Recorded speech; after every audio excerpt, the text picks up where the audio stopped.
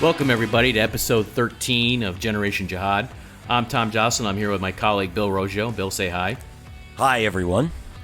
We are senior fellows at the Foundation for Defensive Democracies, and we've been running FDD's Long War Journal for what now, about 12 years, Bill? I don't even know. 13 years. 13 September 11th, 2007, we started the Long War Journal. Wow, it's been a long time. Obviously the world has changed a great deal during that time, and we're recording this episode during a challenging time here in the U.S. for sure. We've just lived through a couple months of the coronavirus pandemic and the quarantines that came down as a result of it. Things are starting to open back up where we live very slowly, and there's a lot of trepidation. And compounding that, of course, we have the murder of George Floyd in Minnesota, which has sparked these protests around the country. And then on top of the protests, we have riots and looting and all sorts of disorder. So this is a really unstable, challenging time in American history. And of course, as American citizens, we're concerned about the direction we're going in here. And Bill and I talked about it before this episode, and Bill suggested that we talk a little bit about the U.S. military potentially being deployed into American cities to quell the riots and give his perspective on these matters. I'd like to hear that myself, because I'm basically very queasy about this. How about you, Bill? This is not something that I really sort of am cheering on at all. No, I mean, look, the reality is if you have to deploy the U.S. military in American cities, then things are pretty bad. And I think the reality is in some cities, things are pretty bad. I don't want this. It should be this should be something that no one wants to do, but we have to consider, restoring law and order in our cities and quelling these riots while allowing protests to continue. Now, it seems, hopefully as we're recording this, it seems things have calmed down a little bit and not quite at the peak. And so hopefully this won't come about. And I don't think the U.S. military will have to be deployed beyond the National Guard into these various cities at this point. You have these deployments in various areas, and that's sort of been uneven. But it seems that the worst of it, hopefully, is already peaked. But who knows? By the time this recording goes live, it could get worse again. But so, what is your perspective on? Obviously, President Trump dangled the prospect of evoking the Insurrection Act. You had Senator Tom Cotton had an op-ed in the New York Times saying send in the U.S. military, which sparked quite a bit of backlash from New York Times reporters and a lot of people on social media. I don't actually agree with sending in the U.S. military at this point beyond what's being done. I don't know what your perspective is totally on where we are right now, Bill. But give me a little bit of your background, or give us a little bit of better background. What do you think about all this? Because you had some thoughts on this. I were sort of out of my realm. Yeah, sure. And first I want to say, the murder of George Floyd, I'm not stating anything really insightful here, but it's horrific and a dark day for our country. That video was disturbing. Yeah. Highly really disturbing. Yeah. And I hope for a swift prosecution of not just him, but the other officers who were involved and stood there and did nothing. We oppose police brutality in every way, shape, or form. We are supporters of the protests, and we're talking about legitimate protests here. Protest is essential to American democracy. Unfortunately, many of these protests have been beset by violence, by looting and rioting. This we do not support. So in order to restore order in some areas, President Trump has said he's considering sending the military into the cities where chaos reigns. And he would do this under the authority of what is known as the Insurrection Act. Of course, this is highly controversial, but it's not without precedent. Most recently, it was invoked by President H.W. Bush to help quell the 1992 Los Angeles riots.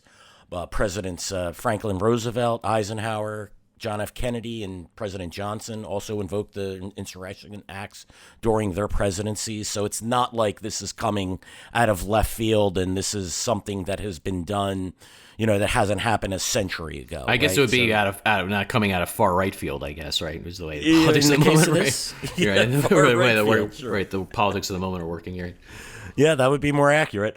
Again, as you and I discussed, this makes me very uneasy. Deploying the U.S. military should always be the last resort, and the question we have is, have we reached that point where this deployment is needed?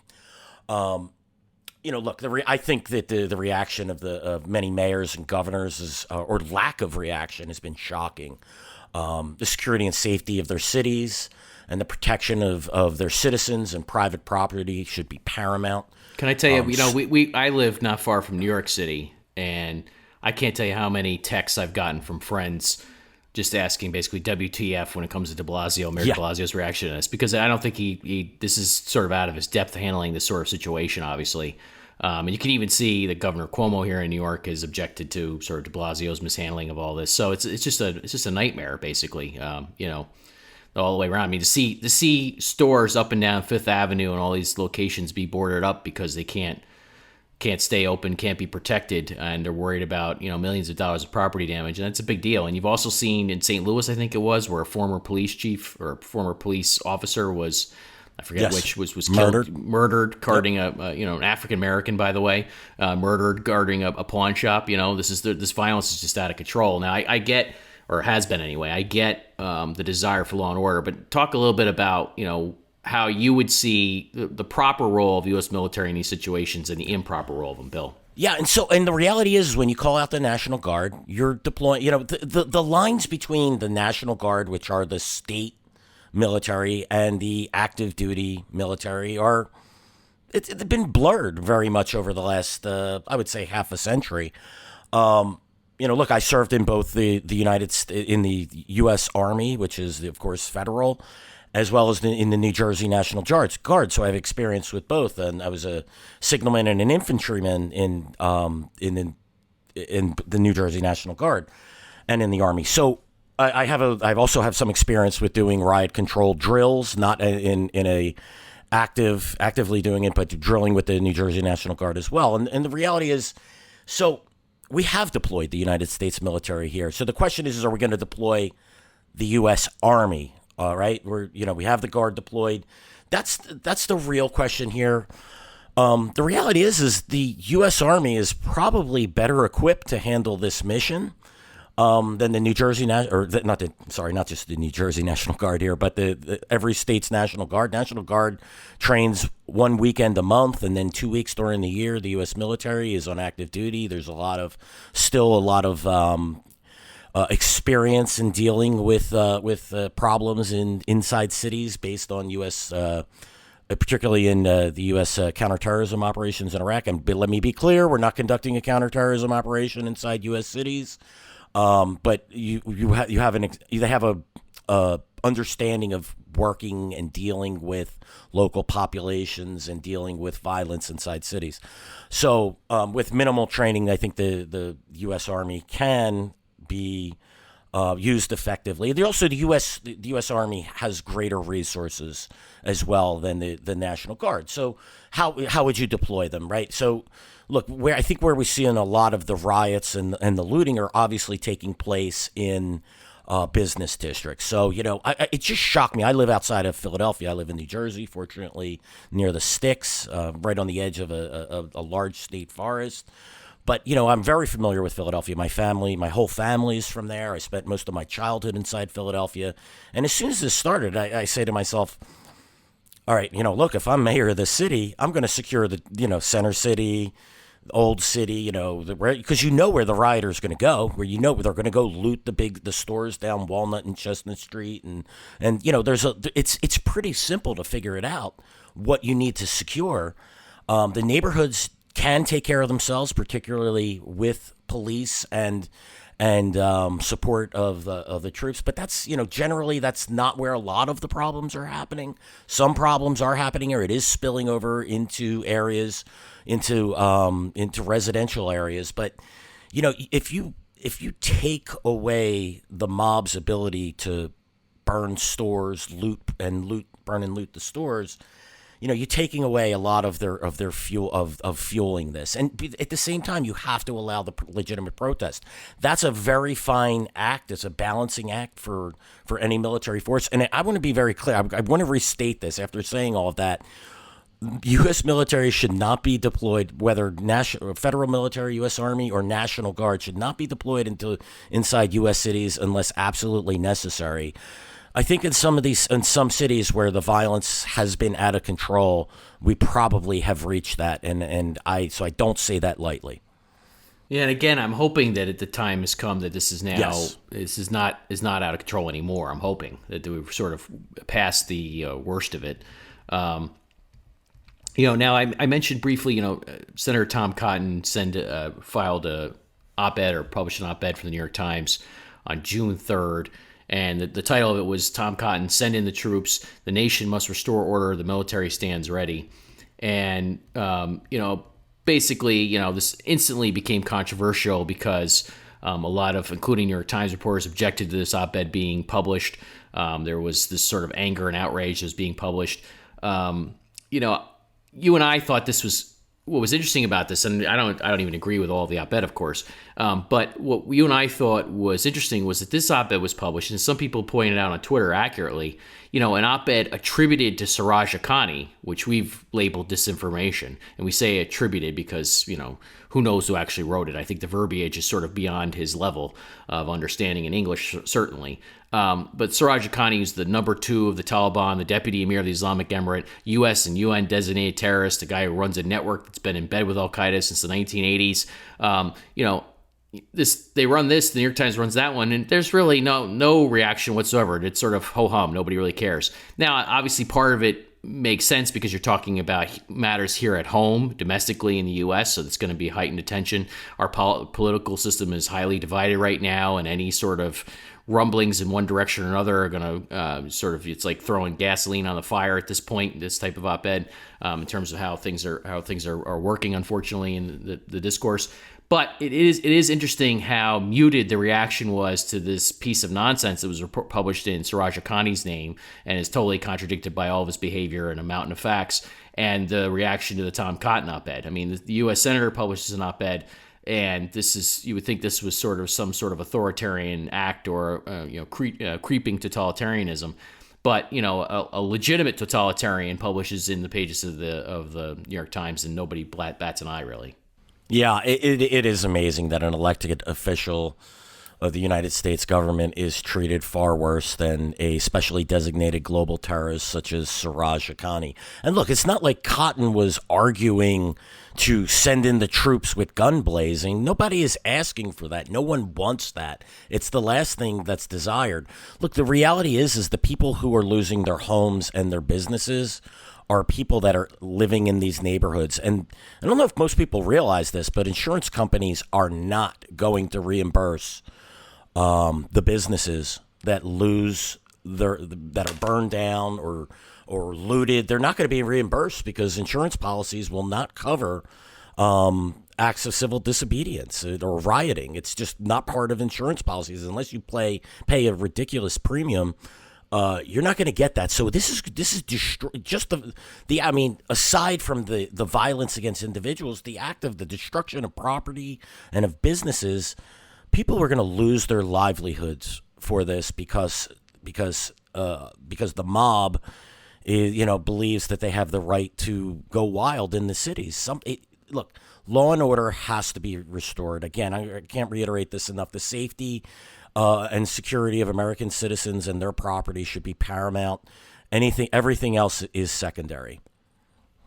Yeah, well, again, I mean, I know this is probably a third or fourth time I said this, but hopefully we've passed that the critical peak moment, and none of this is going to be necessary going forward. Of course, there's all sorts of back and forth now with Secretary of Defense Esper and the President and others about all these issues, and it's just sort of a big mess. And all I know is I'm legitimately concerned about the future of my country. You and I have seen a divided country for a long time. I think that the American elite, so to speak, seem to really have misgivings about their own country, and some of them even have a hatred for their own country. There's a lot of terrible curriculum being installed in terms of teaching, a very poor version of American history, a very myopic and distorted version of it. I don't know. I think that we're in trouble. Of course, America has a lot of problems and is far from perfect and has it's all sorts of, problematic episodes throughout its history, of course, but the idea that it's implicitly evil or inherently illegitimate, which seems to be now a growing notion from people on the hard left, really is disturbing, because that basically doesn't leave you with much of room to basically move going forward and trying to find some sort of political common ground, I would say. Yeah, Tom, I like you do. I fear for the future of our country, watching this all unfold for our children and future grandchildren, for all of our citizens. This is just highly disturbing to watch this, and I do hope that cooler heads will prevail in the very near future. I'll just say one other thing about the murder of George Floyd. What I think is being lost here is that there's really a widespread condemnation of this. Nobody is actually saying this is legitimate or was justified or anything. I mean, in fact, I don't even, nobody put aside any questions about George Floyd himself personally, because who cares? The point is, whatever George Floyd was doing in life, he didn't deserve this, right? I mean, that's the point that we could see on camera. I mean, I saw some hard right people trying to take swipes at him, but that's sort of minimal on Twitter. I think the mainstream, the critical mass of people in the U.S. are fully sympathetic to Floyd's case and condemn his murder and think this is outrageous. And so I'm a little perplexed by the direction of some of the protests, and certainly by the riots, in the name of something that really nobody's standing up for, nobody credible anyway. Yeah, it's stunning. I think that a lot of this is being manipulated for other purposes, and there's certainly a faction of the hard left, and I'm not even sure if that even is even the left, when it goes so far left, that is really just seeking to stoke violence and anarchy in American cities. And it's very disturbing. This isn't something. Every single person I've spoken to has condemned this in the greatest of terms. And look, this didn't happen in the heart of Dixie, America. This happened in Minneapolis, Minnesota.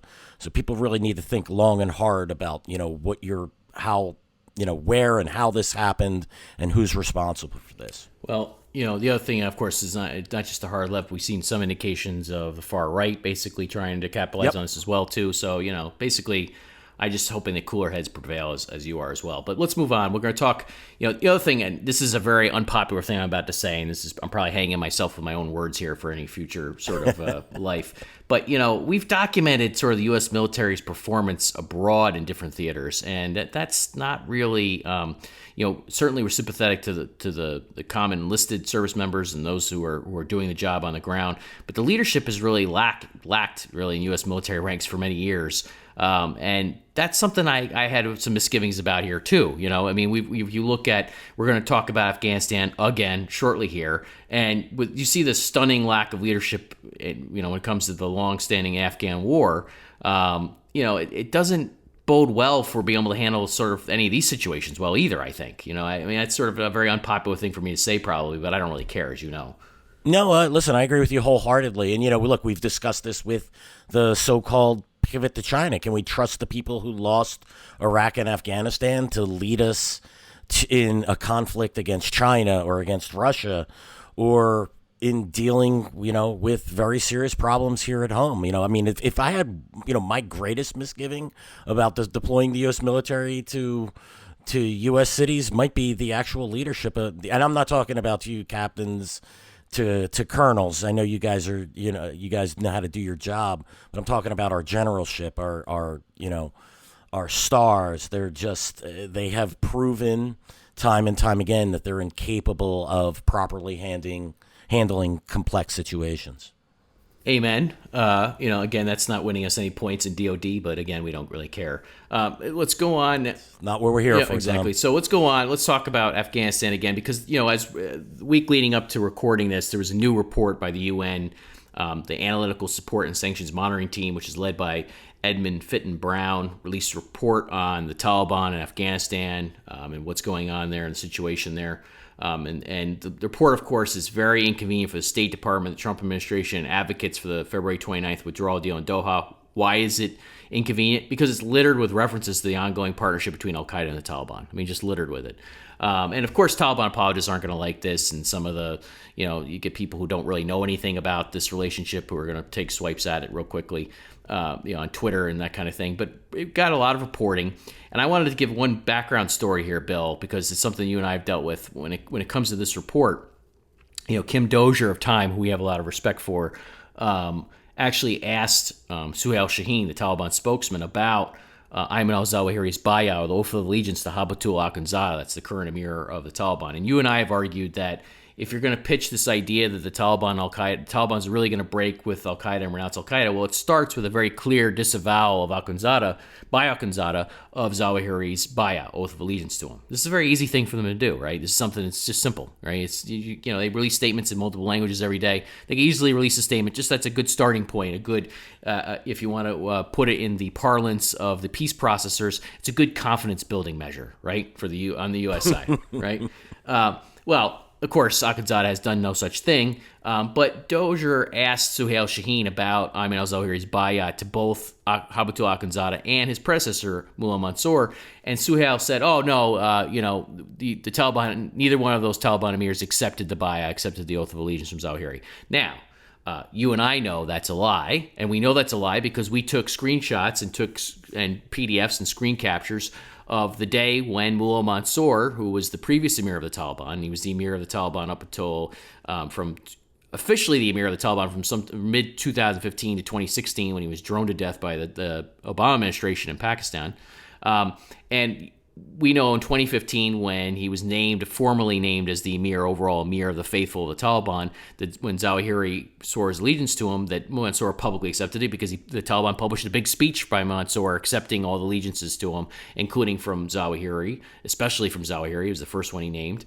And Mansour was an Al-Qaeda fanboy himself. He referred to bin Laden and Zawahiri in one of his speeches as the heroes, the Mujahideen heroes of this era, or the heroes of this Mujahideen era. I forget the exact phrasing, but heroes nonetheless. And here's Suhail Shaheen lying about this, saying that neither one of them accepted it. And of course, you remember what happened, Bill, when we reported that Mansour had accepted publicly Zawahiri's allegiance. Yeah, thank goodness we took screenshots of it, because shortly after we reported it and then it was repeated, the Taliban took it down because it didn't make them look good, because at the time, they were... Look, the Taliban have played a very clever game in hiding its ties with Al-Qaeda, because if it wants to cut a deal with the United States, it can't look to be the Taliban's ally. I'm sorry, with Al-Qaeda's ally. And someone at Voice of Jihad slipped up, but look, they published the speech in English. They wanted it out there. But then they got cold feet with it. So they got cold feet with it because we caught them. I mean, remember, we didn't even we didn't report that day. It was like a day or two later that we reported on it, and it was only then that they took it down because they realized that people in U.S. intel and the military read our site, read FD's Long War Journal, and they realized, we don't want this out of the bag. But listen, Mullah Mansour had already shown himself to be an Al-Qaeda fanboy anyway, and this was a speech that he wrote, and it was his name. It wasn't like some sort of minor little statement or some sort of little quip or some sort of, I accept that allegiance. No, this was a big, long sort of, ideological screed that he published. And, they got embarrassed by it because we pointed it out, and it was a good example of the mask slipping. Yeah, that's exactly it. And look, Suhail Shaheen, that the Taliban's spokesman for its Doha office, he's a serial liar. This is the guy. Yeah, I hear he doesn't like us, by the way. Which, who cares? I know that. Yeah. So I actually was on a panel which he joined in late. It was for the Indian think tank called the Global Counterterrorism Center, and he joined in, and I jumped him. I'll be honest with you.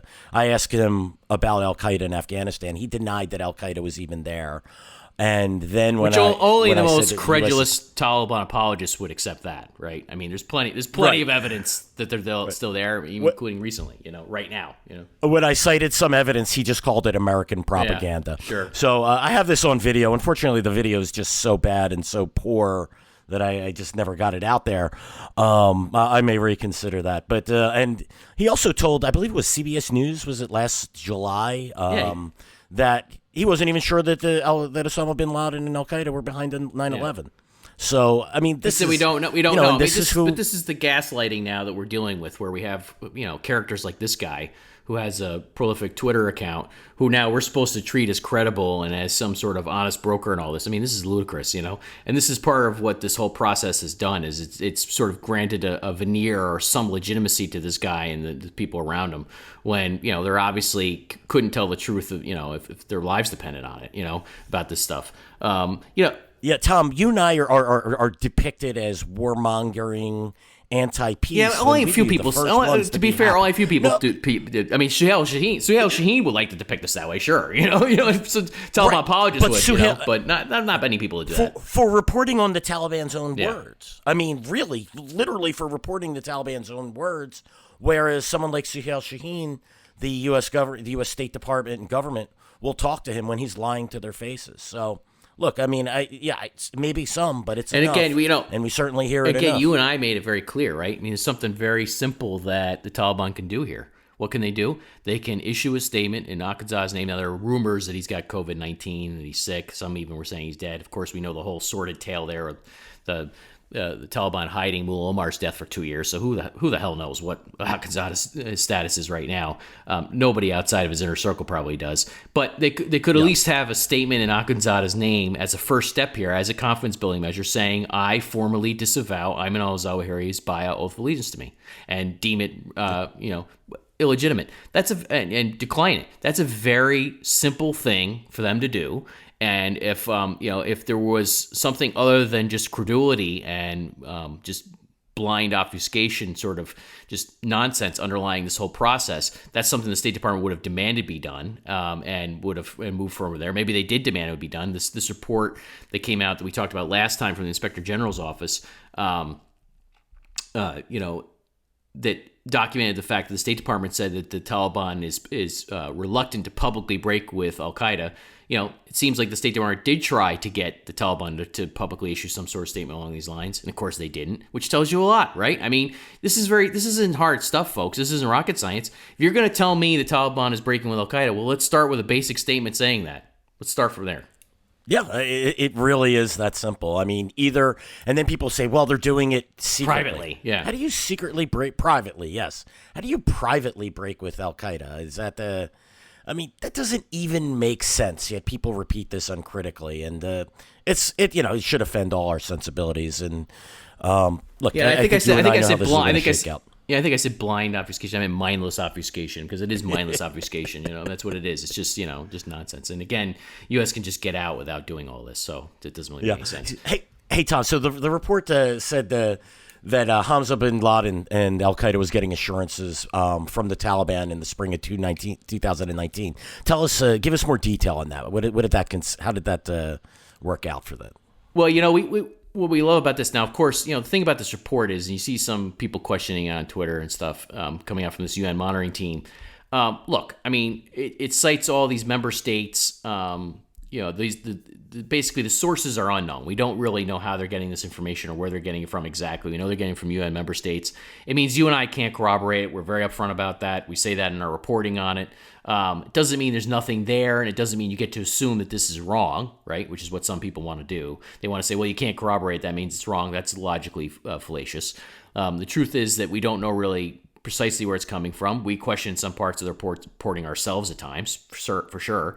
But they're getting it from somewhere, and this is either true or wrong, right? It's either true or false. This happened, and we're pressing for more information about all this stuff. But the bottom line is there is a lot of mystery surrounding the last year or two of Hamza bin Laden's life.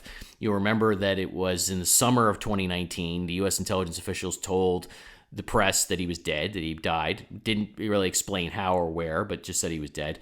Then in September 2019, the White House released a statement saying that Hamza was dead. Again, the statement, as we wrote up in Long War Journal at the time, didn't say exactly where. It was just referenced the Afghanistan-Pakistan region. Okay. I mean, just think about that, Bill. Afghanistan-Pakistan region. I mean, okay, guys. Really? That's not exactly precise, is it? And why can't they tell us, Tom? Right. Why exactly can't they say where he was? Let's face it. If he was killed in Afghanistan, we'd know district and province.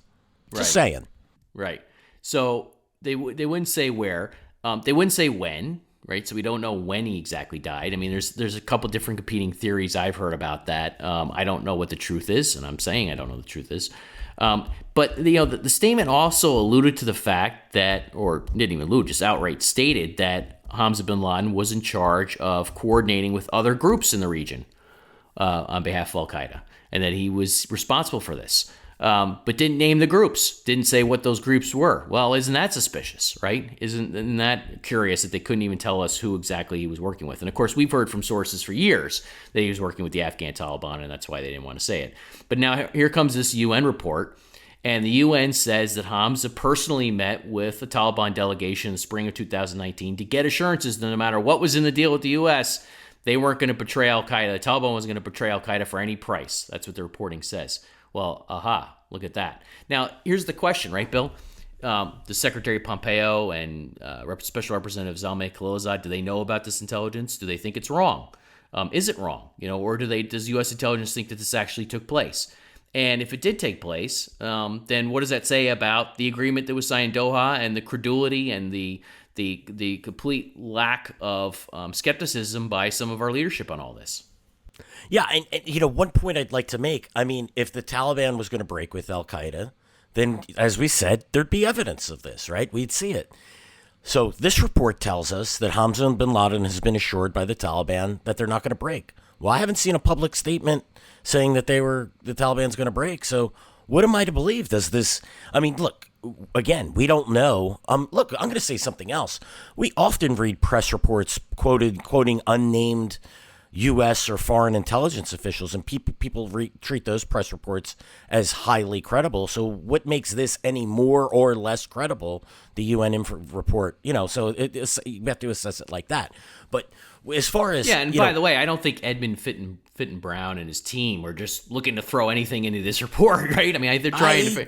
we don't agree with all the reporting either. Nobody's perfect, but I don't think that they just made this up out of thin air and, somebody told them this, but again, we can't corroborate it. We don't know exactly how it took place, but we don't find it to be that out of bounds that this happened. It's not like an alien, not like they're saying there was an alien invasion and Taliban's bodies were inhabited by peaceful men or something. That's basically, what we're led to believe now. It's not like they claim something outrageous like that from the Taliban apologists would say, right? I mean, right. It's so. Look, it gets back to, we have to look at do the actions match the words? What I see this as being consistent, with what is happening. And does that mean it's true? I can't say that, but I don't think it's beyond the realm of the reasonable. So, it certainly. What's interesting about this too, Bill, is both you and I heard from separate sources before this, and I think this was before the spring of 2019. Long before. Yeah, that Hamza was working with the Afghan Taliban and we'd heard rumblings from our sources that he had met with Taliban officials about the talks with the U.S. before all this. So I'm curious to know what the whole stream of intelligence really would be on this. And the bottom line is that the reason why we can't know is because it could come from intercepts. It could come from human sources. Oh, maybe that's unlikely. Spies, maybe. Probably doubtful. Could come from detainees, guys who are in detention. Could come from files that were recovered because, of course, you had September 2019. You had that raid in Helmand where Al-Qaeda was being harbored by the Taliban, in Musakawa, and Asim Amar was killed along with his courier who was going back and forth to Zawahiri. Maybe there's some documentation. Who knows? I mean, I don't know. I'm just speculating here. But the point is, there are a lot of ways there could be sources for this that they don't want to explain what they are. If there were documents, they should release them. But other types of sources can be problematic in terms of releasing them. So who knows? But there's another piece of evidence along these lines in the report too, right, Bill? I mean, there's this report that Ayman al-Zawahiri himself, the old man himself, Ayman al-Zawahiri, met with an Haqqani delegation in February 2020, so February of this year, right before the deal in Doha was signed. And he, too, got assurances from the Haqqanis saying, we're good, of course, and this is a long-standing relationship, and we're not going to really break with you guys. And, of course, one of the guys who supposedly met with Zawahiri is known as Yahya Haqqani, who's the brother-in-law of Siraj Haqqani. And Yahya, we've known about him for years. I mean, he's a known liaison to Al-Qaeda. We report on him multiple times. It's not designated global terrorist as a liaison to Al-Qaeda. Yep, absolutely. So it's not implausible whatsoever that he would meet with Zawahiri, although it's interesting, and again, we can't corroborate or verify this took place. But, isn't this the type of thing, if Zawahiri really did hold this meeting, if the U.S. was really invested in this war effort, and it isn't, and this is part of what you and I have talked about for so long now, if it was really invested in this war effort, wouldn't this have been pointed out by U.S. officials? Wouldn't the U.S. military have trumpeted this? Wouldn't somebody in leadership have explained that this was going on? And the point is that the U.S., contrary to what some people think, big DOD, U.S. leadership, they don't want to be in this war. right? They don't want to be fighting here anymore in Afghanistan, which is part of the reason why you and I can't call for Americans to fight against known enemies of the U.S. when their own leadership doesn't really want them fighting, And so this is the point, right, is that this type of intelligence, which is very inconvenient for the whole process here, for the whole story of the end of America's presence in Afghanistan, the Americans never trumpeted this. It came out sort of sideways in this UN monitoring group report that basically the U.S. officials aren't even commenting on. They're not. They haven't denied anything in this report. They're just doing their best to ignore it because if this information is true, it paints a horrible picture about their efforts to negotiate with the Taliban and adhere to a deal. I mean, this right here is evidence. Direct evidence, if true, that the Taliban-Al-Qaeda relationship is as strong as ever, and that the Taliban, while it was saying one thing to the United States, was going behind its back and assuring the group that attacked America on 9/11 and has been fighting the United States since. That By the way, of course, Al-Qaeda. And yes, go ahead, Tom. I was just going to ask you, when it comes to Zawahiri, did you download? I downloaded these. It's always curious what Asahab decides to. We spend a lot of time translating different stuff, but sometimes Asahab, which is the central Al Qaeda propaganda arm or media arm, will translate stuff in English. It's always curious to me what they decide to translate in English. And one of the things they translated in English recently were these long screeds by Zawahiri, a 2-part screed against atheists. Yes. all this warfare is going on. There's the negotiations in Doha, war fighting, all this craziness with COVID-19. You have ISIS, the ongoing challenge from ISIS to Al-Qaeda's authority and everything. And what does Zawahiri take the time to do? The old man takes the time to sit down and record a lengthy screed about the problems of atheists. And you get an incredible diatribe against Western philosophy, and he's lamenting dialectical materialism. I mean, I felt like this was a nightmare. I felt like I was back in a undergrad college philosophy class or something. Listening to it, watching this, and I'm watching it. And I'm like, why the hell did Asahab decide to translate this into English? I mean, what's the English audience for this? English speaking audience for this? I don't know. I mean, I still don't know after all these years of covering it. But here it is, and they put this stuff out. And there's so many other things you would think would be more important, and yet, but they thought this was a real winner, or at least the old man did. Zawahiri did, right? He thought this was a real winning lecture, We always joke that he's the Fidel Castro of terrorists. He'll be standing up and giving that speech for hours upon hours while the crowd's falling asleep, and he's just the Energizer bunny of dictators, right? So that was always my impression of Zawahiri. We joked about that privately. Yeah. And look, I think the guy has his tics, and he just has to get it off his chest. I remember there was a time where it seemed like they had him under control, and they had his speeches. Remember this? Yeah. I think I wrote up in a piece saying it looked like they got an editor to cut him down to 5 minutes. Yeah, I'm going to come in, right? And you could just see, we imagined the whole scene, right, where he's sitting down in the studio for Asahab, and the guys are like, all right, now, Sheikh, you're gonna keep this to 5 minutes, right? 5 minutes, right? Not 50, not 5 hours, 5 minutes. Now, I mean, the other thing is, you always see people say, well, he lacks the charisma of Osama bin Laden, which is true, But I mean, he's got a whole different game going, right? I mean, the reason why for him, he's invested in these arguments with a lot of these Islamic clerics that don't agree with him, that reject Al Qaeda and his vision of the ideology and vision of religion, of course, version of the religion. He's trying to argue with all those people. He's trying to argue with the West. He's trying to argue with stuff. I've always thought he's highly intelligent. He's just a crank, and he basically goes on and on and on and on about this stuff. And of course, he still survived all this. And if this UN report is true, while Zalmay Khalilzad and Mike Pompeo are vouching for the Taliban, he's meeting with the Haqqanis who are saying, yeah, don't worry about it. We're all good, I mean, yeah, and one more thing about this meeting, and I can completely agree, Tom. Where did this meeting take place? Yeah, I know. Anyway. Right? It's probably someone probably knows, and I have a suspicion that it wasn't in Afghanistan. That's just me. Maybe just we'll just call it the Afghanistan-Pakistan region and leave it at that. Yeah, right. Yeah, just like the White House statement on Hamza bin Laden's death. Exactly. Yeah, we'll just put it in the region somewhere. Somewhere in the region. Yeah, but the report, what I thought about the UN report was there was a good summary from one member state that was explaining that the relationship between the Taliban and Al-Qaeda isn't just an institutional relationship, but actually is very personal. I mean, it involves intermarriage. It involves the Al-Qaeda being embedded within the Taliban, holding, training positions, religious indoctrination positions, and other things along those lines. And we've documented that for years. There's all sorts of evidence that that's true. And that's the big part here, is that if for people that think that they're just going to negotiate or get the Taliban to easily break with Al-Qaeda, you have to deal with these very thorny, complex, intertwined relationships that nobody really ever accounted for. And I think we think that that's the big story of the Afghan war that people probably miss. The biggest part of it is that the U.S. lost sight of who they were fighting long ago, and really there's no understanding of this to this day. Outside of this report. Yeah, the UN, we got to tip our hats to that UN monitoring team. It is a fantastic report that I think really tries to make an effort to 19 years later, when everyone else is tuned out and no one seems to care who our enemies are in Afghanistan. The UN is still trying to get it right. Well, I mean, let's just say this. I mean, the political wins or the policy wins are not going in the direction of this report.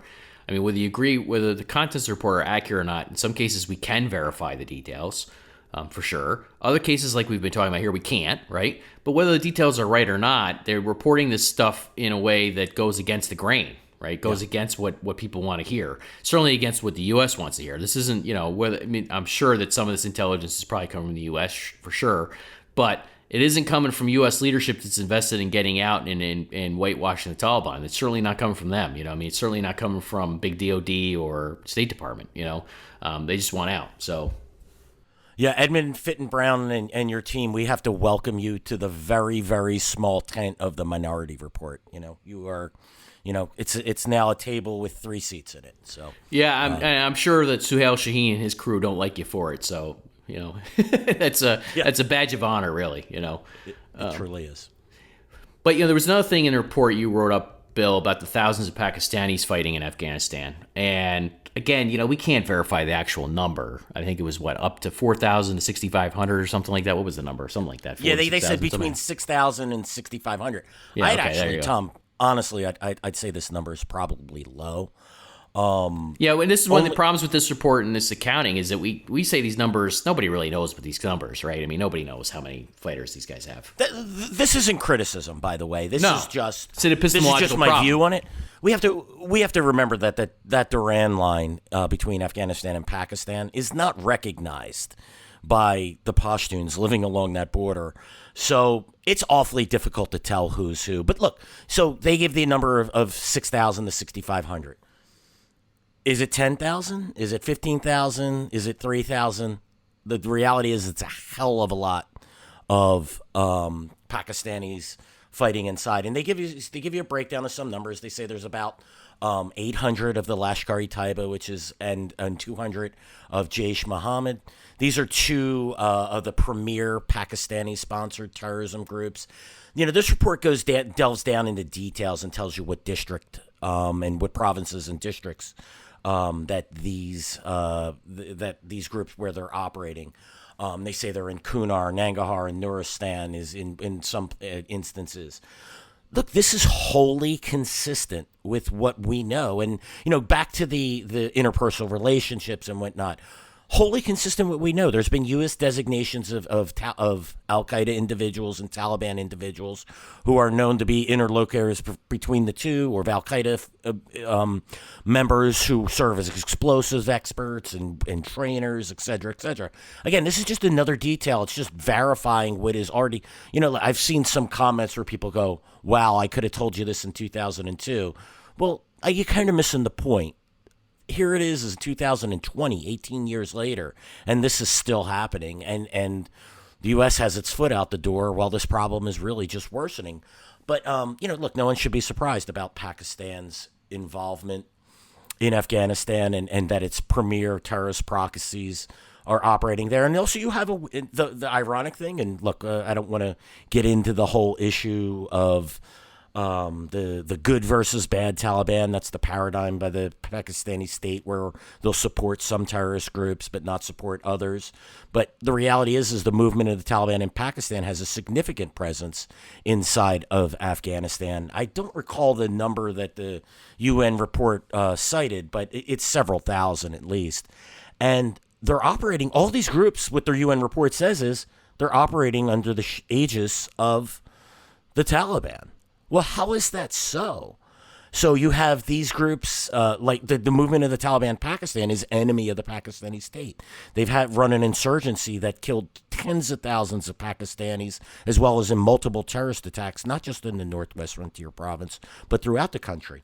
And yet the Pakistani state supports the Taliban, the Afghan Taliban, which in turn supports the Pakistani Taliban, which you, Tom, so beautifully described as the wheel of jihad. I will thank you for that forever. This is what is happening. It's the Pakistani state knows that this is happening, but doesn't care because it furthers their foreign policy goals. They're more interested in the Afghan Taliban taking control of Afghanistan than they are with just some pesky movement of the Taliban in Pakistan fighters killing the occasional citizen or Pakistani soldier. It's just not a big deal to them, and that just shows the complicity or the duplicity of the Pakistani state. But again, I'm going to reiterate: these groups do not operate inside of Afghanistan without the direct support of the Afghan Taliban.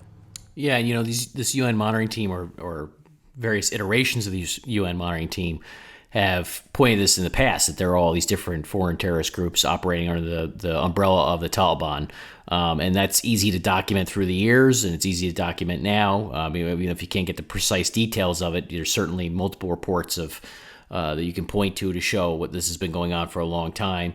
Obviously we have a lot of people who are invested in playing disconnect the dots and pretending this isn't going on, but the facts are what they are, regardless if you want to have Afghanistan or not. And there's one other part of this report I thought we could talk about here, which I thought was interesting because it goes to something you and I have speculated about privately to each other before talking about this type of stuff. And it was talking about the ISIS presence. This report, yes. Monitoring team, talks about the ISIS presence in Afghanistan and says that ISIS Khorasan remains capable of mounting attacks in various parts of the country, including Kabul, but some of those claimed may have arisen wholly or partly from a tactical accommodation with the Haqqani network. Well, that's interesting. Now, again, look, there's no way we're going to be able to verify this at this point. You're going to need some sort of new intelligence or evidence to verify this. But you and I have looked at some of these operations for years and have wondered, if the Haqqanis and Taliban and Al-Qaeda are playing a little double game and are allowing some of these rough, particularly egregious and awful terrorist attacks that are going on in Kabul to sort of at least turning a blind eye to them or helping them in some way because it serves their interest to destabilize Kabul, but they don't want the blowback or the perception that they were behind it. Yeah, and so keep in mind that many of the members of the Islamic State's Khorasan province were either members of the Afghan Taliban, the Pakistani Taliban, Al-Qaeda, or the Islamic movement of Uzbekistan. So these guys have historical ties. So, yes, the Afghan Taliban particularly and the Islamic State are enemies. But we discussed this a little bit more in detail, I believe it was last week, but at the very tactical level, at the level of a district, say, these guys know each other. And they may support each other. And I am convinced, and I can't prove it, it's just a theory of mine, that while the Islamic State is an enemy of the Afghan Taliban, at some level they've recognized the importance of the Islamic State in delegitimizing the Afghan government. The Islamic State conducts the attacks the Taliban can't or won't do. Butchering children in a hospital, even though it's never been claimed, very likely an Islamic State operation. The bombings in mosques. Well, guess what? Those bombings in mosques used to happen under the Taliban or the Islamic movement in Uzbekistan. Both of those groups were doing them before the formation of the Islamic State. I could point to you. Oh, Bill, you just mentioned Islamic movement in Uzbekistan. It just brings up a whole other disconnected dots nonsense we're going to deal with at some point. Where remember they were not supposedly in bed with Al Qaeda and the Taliban at the same time. There's a whole nonsense about that. But go ahead. Sorry. Yeah, no, it's exactly. I mean, but that's the battles that we fight, the disconnect the daughters. So, look, at the end of the day, I don't think the Islamic State can operate in places like Kabul and in other areas where primarily in Kabul, where these attacks are being claimed. Also, Nangarhar province is another big area where the Islamic State operates. I just don't think they can do it at this stage without the Taliban either looking the other way or giving them tacit approval to do so. And, look, the Haqqani network, now think of this, keep in mind the Haqqani network, which of course is an integral part of the Taliban. Sirajuddin Haqqani, of course, is one of 2 deputy emirs of the Afghan Taliban, but it's also a Pakistani state asset. So think about that. Is the Haqqani network getting direction from Pakistan's Inter-Service Intelligence Directorate to allow these attacks to happen? Again, we're all in the realm of speculation here, but I don't think we're talking conspiracy theories when it comes to this. We know how things work in this part of the world. Conspiracy theories, usually begin with some outrageous claim, but nothing we're discussing here is outrageous. As a matter of fact, it's more likely that we're correct about this than not. Yeah, look, bottom line, again, I don't know. You and I have looked at these attacks in Kabul and thought, boy, that's curious, some of what's going on here. Some of our sources have, both Afghan and American sources have told us previously that they think that the way that ISIS grew in Afghanistan, we know that ISIS picked off a bunch of different Afghan and Pakistani Taliban commanders. One of the things they did in Kabul specifically was they picked off from the Kabul attack network, which included the Haqqanis and Al-Qaeda and others. And so therefore, some of these commanders or guys or facilitators who are running this stuff probably were part of the Al-Qaeda Taliban fold originally anyway. And so that speaks to the idea you're talking about where they all kind of know each other, or some of these guys know each other, Now, of course, ISIS-K rejects the Islamic Emirate of Afghanistan. The Taliban's claim for political rule. They definitely have fought each other in Nangarhar and elsewhere. Nobody's denying that. We're not denying that. Who knows what the ultimate fate of the ISIS-K will be should the Taliban decide eventually that they don't want to put up with this anymore, especially after the U.S. and its foreign allies retreat or leave Afghanistan. But the bottom line is that, this UN report is saying that the Haqqanis are either partially or fully facilitating some of these operations. And I'd like to see what the evidence is of that for sure. But it's not out of the realm of possibility, is what you're saying and what I'm saying. Yeah, that's exactly what I'm saying. And I've heard it from intelligence officials from 2 other countries outside of the United States and Afghanistan that this sort of thing is happening, that the Taliban will look to, again, I can't verify this information, but that's what I've heard. Yeah. Well, I think we'll leave it there. Hopefully by the time we record the next podcast, things will have settled down even more inside our own country. Hopefully things will be, the violence will have quelled and the rioting will have stopped. Even if there's still peaceful protests, that'd be fine. But just as long as the craziness is sort of over, that's what we're all rooting for, of course, here.